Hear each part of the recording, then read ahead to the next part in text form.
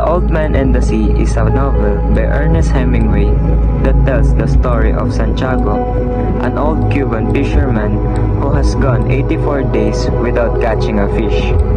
The young boy Manolin, who used to fish with him, has been forced by his parents to join another, more successful fisherman. Despite this, the boy still cares deeply for Santiago, bringing him food, bait, and encouragement. Santiago remains hopeful and decides to go far out into the Gulf Stream alone to end his unlucky streak. On the 85th day, Santiago sails his boat far into the deep sea. By noon, he hooks a giant marlin, the biggest fish he has ever encountered.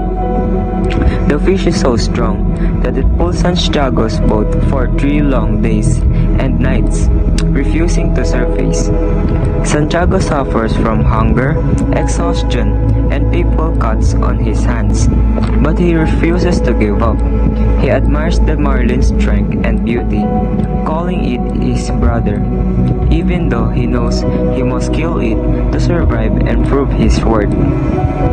On the 3rd day, Santiago finally managed to kill the marlin by driving a harpoon into its heart. The fish is enormous, longer than its boat. He ties it to the side of his skiff and begins the journey home, dreaming of the pride and respect the catch will bring him.